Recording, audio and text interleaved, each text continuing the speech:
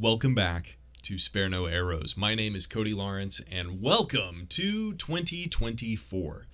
For the past at least couple years, I have made a resolution, which I think is a totally okay thing to do. For some reason, Christians don't like the idea of setting goals for yourself and trying to improve yourself. And, I think every time you say, I'm going to go to the grocery store later, you're setting a goal for yourself. So I don't think that's a very sustainable position whatsoever.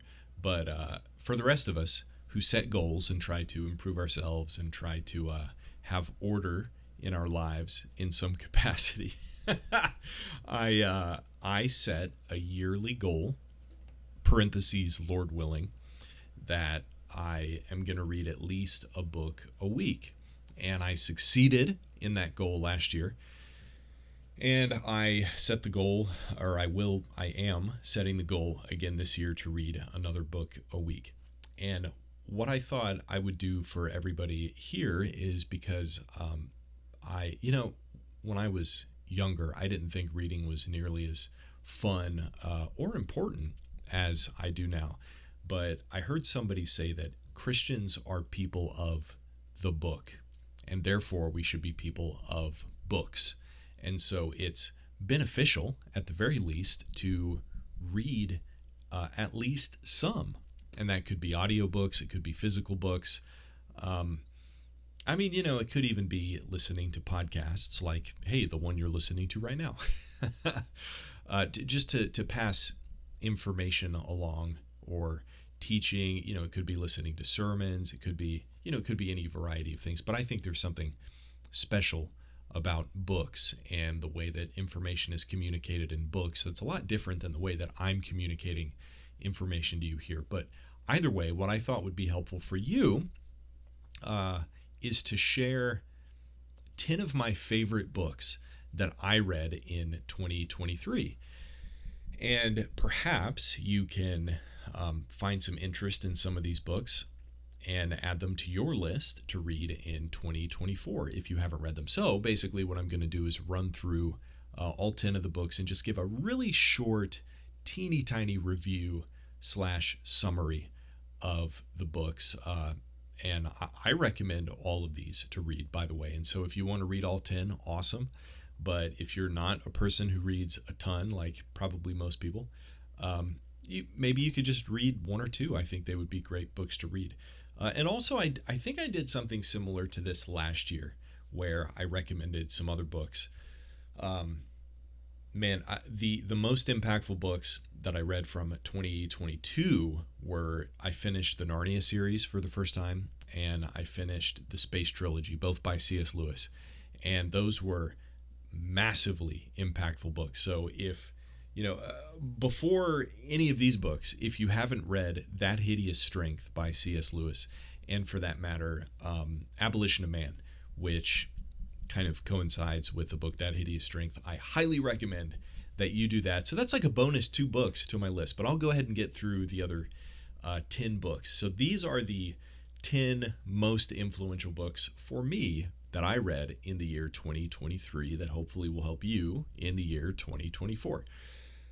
So the first one that I'd like to talk about is Escape from Reason by Francis Schaeffer.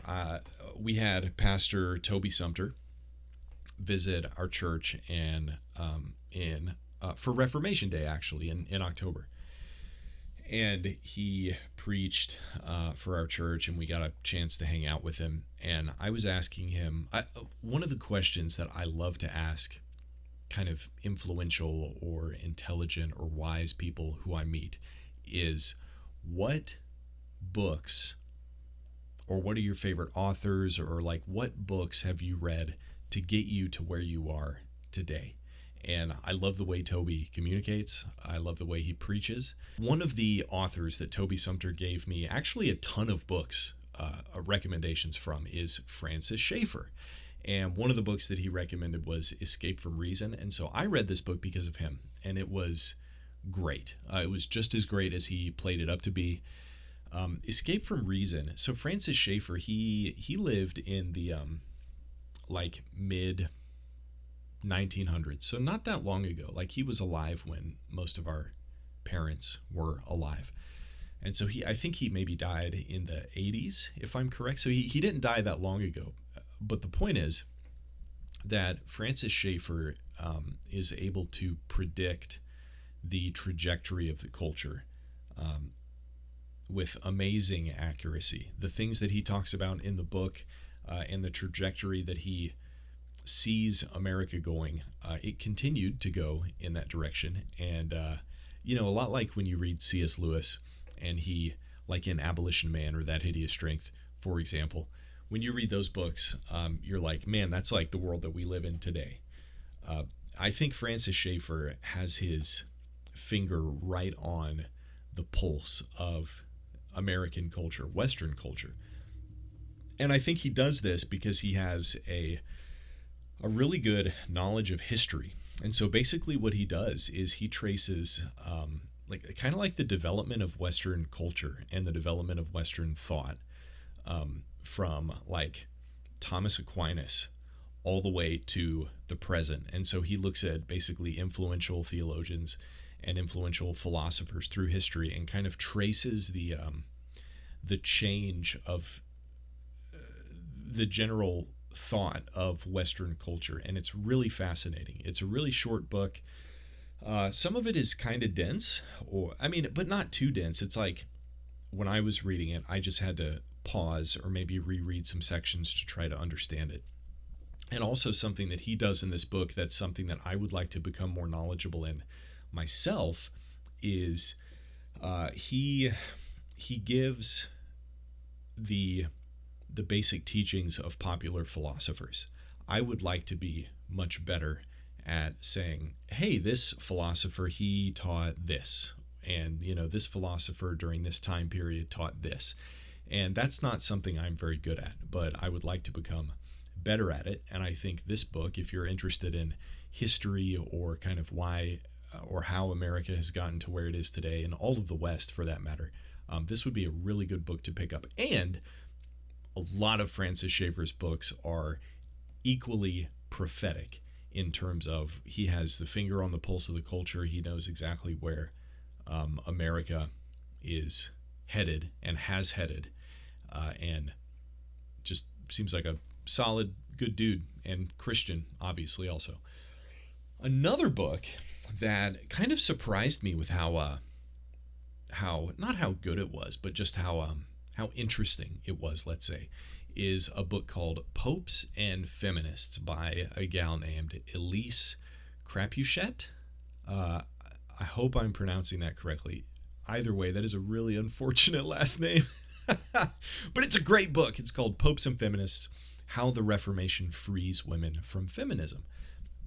And so it kind of sounds like it's maybe a book for women, or maybe centered around women.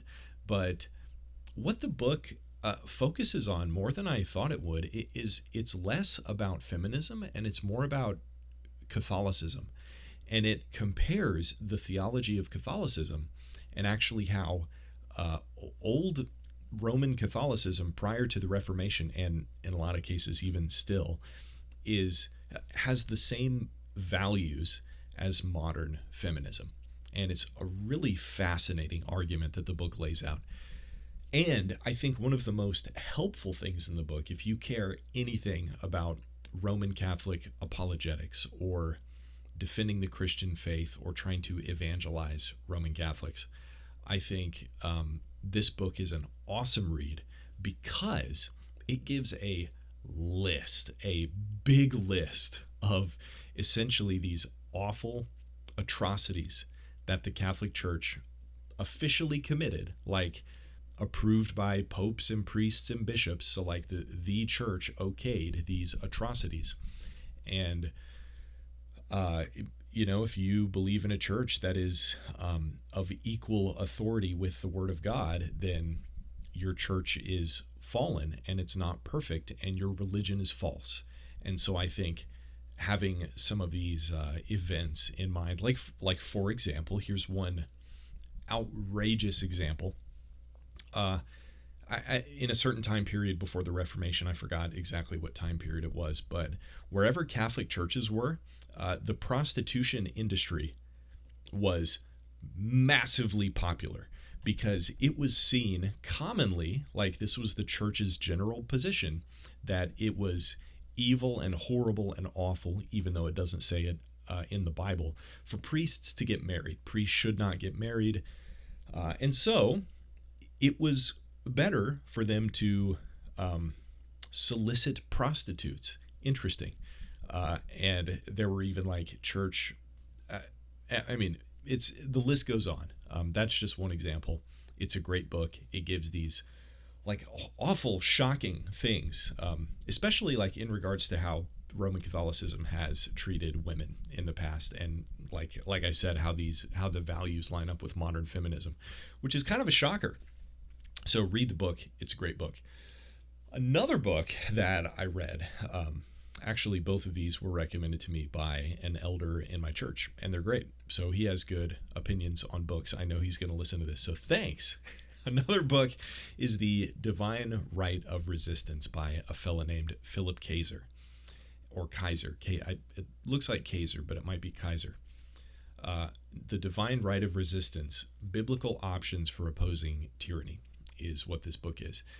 And actually somebody visited our church one time and Philip Kaiser was his pastor. So that was cool. But essentially, our modern Christian evangelical culture, our modern like Protestant culture, I think in the West, in the world, has lost something called Protestant resistance theory. There has been a long history through Christian history. Even in the Old Testament, so from the beginning of time, there is a long history of Christians, or God's people, in the case of the Old Testament, God's people throughout history standing up to tyranny of various kinds, and that being approved of by God. So throughout history, tons of examples of Christians opposing tyranny, opposing the government, and it being a good thing. Now, it is not always okay to oppose the government, and there are ways to oppose the government that is wrong, but opposing the government is not always wrong. And so The Divine Right of Resistance is a book that I think is a really wonderful starting place for trying to recover Protestant resistance theory in your family or your church. He gives very simple and clear arguments with biblical support. He gives so many Bible verses. It's awesome. And so if you want to educate yourself more to prepare for whatever the government is cooking up next, for the next time they want to lock down churches or fire people from their jobs if they don't do exactly what the government says, or inject something into their bodies that the government wants them to, you should read this book and prepare yourself for that. Plus, it's just something that everybody should be aware of, because this was a large part of Christianity. And I think because things have been so good for Christians in America for most of its history, we have lost this because there was no need for us to stand up against tyranny, after the founding of America, because America was not tyrannical. The fact that America was founded in the first place was actually an example of Christians standing up to a tyrannical government. America was founded, the American War for Independence was a result of righteous people standing up against an unrighteous ruler who wanted to illegally mandate things on its population. And actually, I wouldn't even say the English government had no right to tax Americans the way that they did. And so the colonies weren't even like British citizens at that point. They were citizens of the colonies of America. So it was a colony, but it was a different country. So anyway, the point is it was righteous, and that's something that we need to recover, I think. The next book on my list is called Darwin's Sandcastle by Gordon Wilson.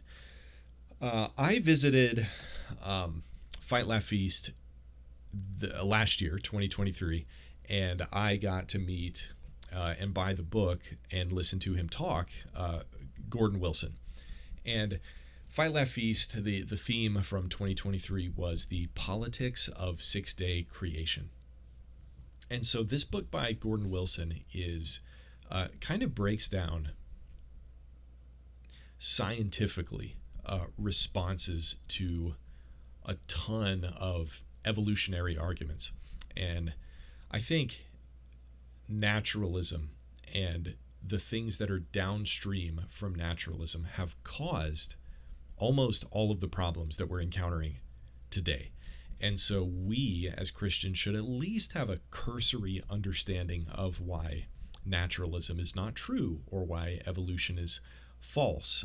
And so Gordon Wilson, who is a scientist, who is a biologist, uses this book and goes through various arguments like the actual unreliability of a lot of kinds of dating, like carbon dating, and evidence for the flood, and like the fossil record, and geological layers of rock, and how that stuff works, and even the genetics of animals and how mutations and microevolution occurs, but that there's no evidence actually whatsoever for macroevolution. It's very fascinating. So he goes through all that, and because he's a scientist, some of the book is surprisingly dense, but it's dense. It's not dense like only a biologist could understand it, because he writes it in such a way to where it's meant to be read by the average person like me. But because he is a biologist, and because these issues about evolution involve science, he also does not hold back in describing the actual scientific evidence for a lot of these things. And I think it's great. Moving on to the next book. So this is the only fiction book on my list. I like fiction, aside from That Hideous Strength in Narnia. So you could say I have just as many fiction books on my list for you than nonfiction. But the only fiction book on this list is Peace Like a River by Leif Inger. This book was given to me by a gentleman in my church, and I guess it's one of his favorite books, and he gives it out to everybody. And so I was like, all right, this has got to be worth a read, because my wife and I do that with books too. We buy multiple copies of certain books, and we hand it out to everybody who doesn't have a copy. Mere Christianity is one of those books. But Peace Like a River, awesome fiction book. It's written by a Christian author. It has Christian values. But one of the most interesting things in the book that I thought was that there are very well defined scenes. Like there are different scenes through the book, like this happens and then the next thing happens. And they're really memorable and they're really cool. But the book is also really kind of down to earth. It's not, I wouldn't say it's not exciting. It's very exciting, but it's exciting in kind of a down to earth way. The book, if you're like telling somebody about it, it probably sounds kind of slow, but man, when I was reading the book, it's like I couldn't put it down. It was engaging, and man, it was just a really fun read. And all the characters are awesome. Even the bad guys, the antagonists in the book, are such interesting people. Really, really cool book. And it kind of has a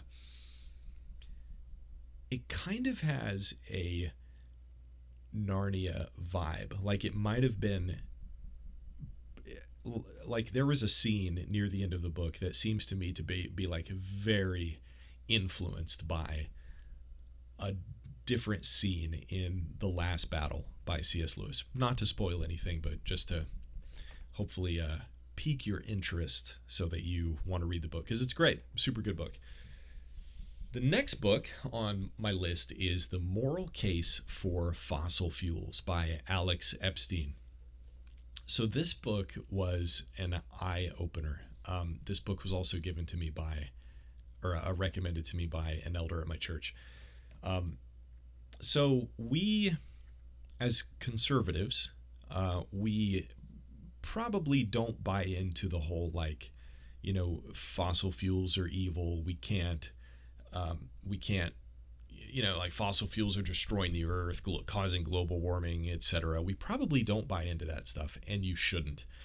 But this book goes further than just arguing against those arguments. He actually argues that we should be using as much fossil fuels as we possibly can because it not only creates a better world and low prices, because like one of the reasons that inflation happens at such a high rate, especially during the last few years, is because of the increased price of fuel. When fuel increases, everything else increases in price, food and everything else. And not only that, but fuel, the more we use fuel and the less we cut down on fuel, the more that we can develop technologies that can more efficiently use fuel in the future, or even alternative energy sources. Really interesting book. He gives quotes from various climate scientists, and just there's a lot of evidence in the book, and it totally changed my understanding about the topic of fossil fuels. So maybe before I was like, yeah, I think fossil fuels are fine. I'm not against them, but yeah, maybe alternative energy sources are cool. Now I'm like, as the more a nation can use fossil fuels, the better, because it just improves the lives of the nation. It improves the lives of future generations, and it prepares that nation to develop technologies in the future that can actually more efficiently use energy or get into alternative energy sources. Awesome book. The next book that I want to recommend is called The Bonfice Option by Andrew Isker. This book created quite a stir for a few reasons. One reason is because it was in response to evangelical poster child Rod Dreher. Rod Dreher, a few years back, he wrote a book called The Benedict Option, which was good as far as it went, but it didn't go far enough, and that's part of the problem. Rod Dreher encouraged that people should basically that it is an option for people to flee from times of great strife in a nation off to somewhere where they can kind of hunker down and build up, like rebuild the Christian culture over the next few generations. And Andrew Isker wrote The Bonfice Option. St. Boniface was actually also a Benedictine monk, like St. Benedict of the Benedict Option, except Boniface is known for, instead of fleeing from trouble, now St. Benedict actually didn't do that either. He was martyred for like trying to spread the gospel, as far as I know, in an area that would not accept the gospel. So like St. Benedict is not a bad guy necessarily. But what St. Boniface is more known for is going to places where there are pagans and destroying idols. Like he chopped down this tree to Thor. That's one of the most famous stories about him. And so Andrew Isker argues in this book that in America right now, there's really no place for us to flee. If we flee up to the mountains in America, we're still going to be under the oppression of an evil government. Like there's no way for us to escape. And if we go to any other country, it's going to be even worse. And so what we should do instead is build up our Christian culture where we are, or find some other place that we can fortify ourselves. Except instead of taking a passive approach to building our Christian culture and just like kind of separating ourselves from the world, we should take an active role in destroying the idols of the world. And some of the ways that we can do that is like, building up a good church and worshiping and having a big family and, things like that. So he doesn't mean go tear down Satan statues, although that's awesome if you do decide to do that. But the more active, the more... One of the most effective strategies for building up Christian culture in a nation is to actively try to change the culture through the areas that you do have influence over. And so it was a great book for that reason. But another reason why he was kind of in hot water from the book that I want to mention is because of the language that he uses. the book is kind of spicy. Like, it uses some harsh language. Now, I say harsh language, but I'm going to qualify this because in the end, I actually decided that it wasn't harsh language at all. It was completely appropriate language. And here's why. Because Andrew Isker refers to a lot of the atrocities in our world, a lot of the disgusting things in our world, with appropriate language to how disgusting or atrocious those things actually are. And we don't often hear language like that. So when I first started reading the book and saw just the amount of harsh language in the book referring to, like abortion and homosexuality and transgenderism and a lot of other stuff, I was like kind of taken aback, like, whoa, man, this is like spicy language. But in the end, I actually found it kind of refreshing because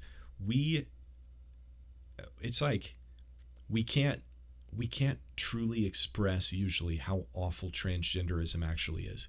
But Andrew Isker does it in this book, and it's encouraging and refreshing because it's like, yeah, we can think these things are actually as disgusting as they are. So that was cool. Another book that I would highly recommend is called The Failure of Natural Theology by Jeffrey D. Johnson.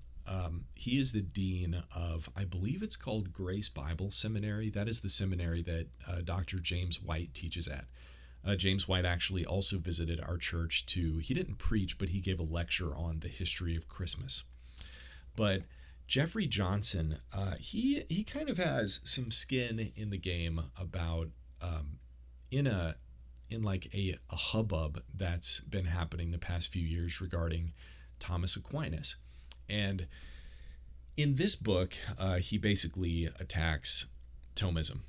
I think it's an awesome book. He gives a lot of details about Thomas Aquinas' theology and why it was actually way off base and pretty dangerous, and how his theology is actually seeping into, in a bad way, Reformed circles, which is really ironic because Thomas Aquinas' writings, the Summa Theologica, were the primary document used against the Reformers to brand them as heretics. And so if there's anybody that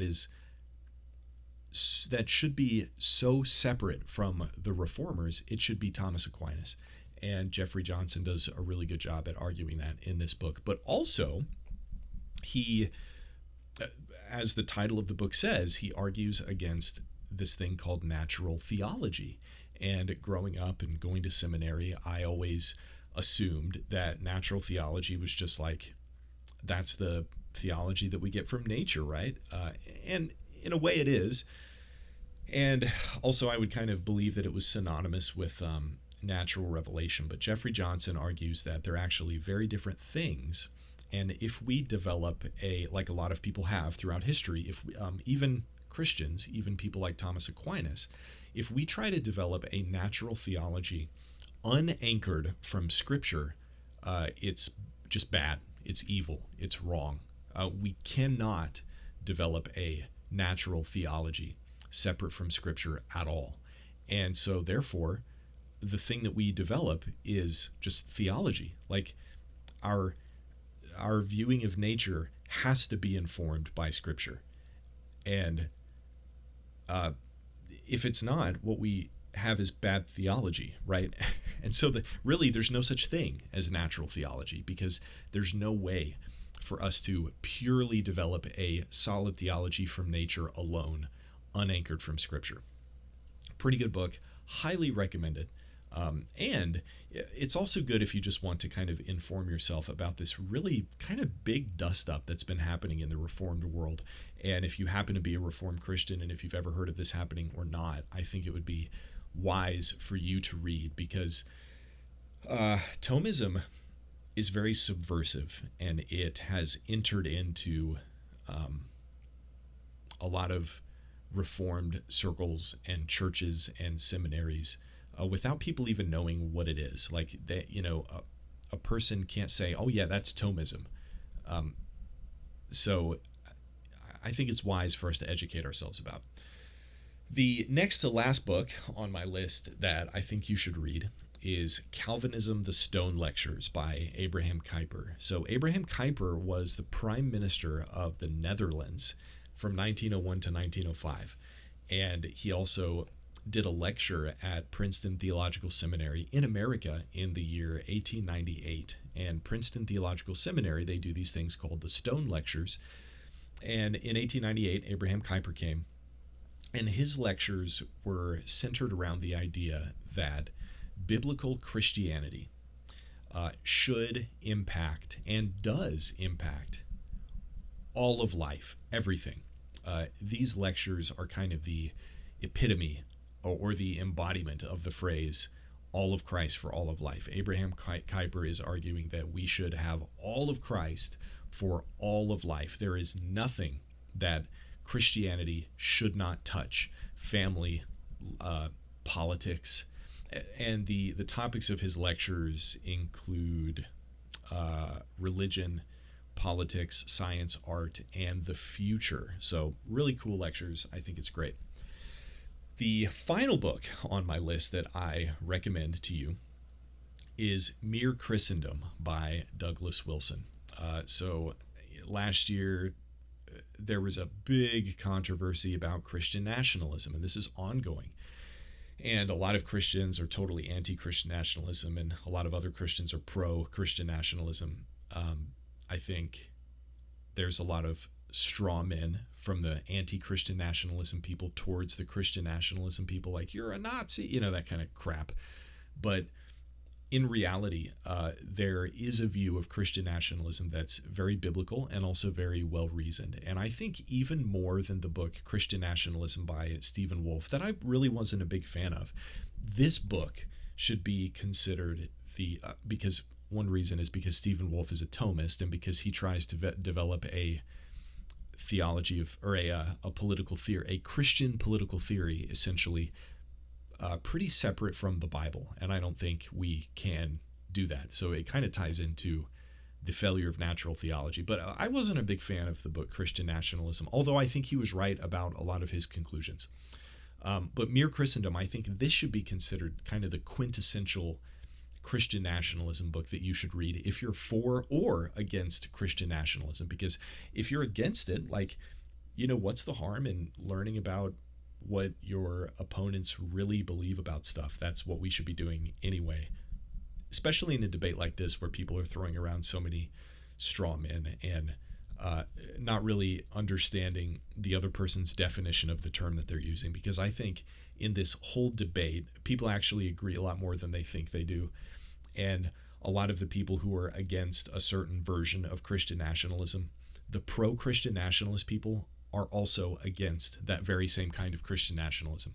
Now it's the people that say, the stupid people calling themselves Christians who say things like, no, abortion shouldn't be illegal because, murder, in other words, murder should not be illegal because I don't want to push my Christianity on other people.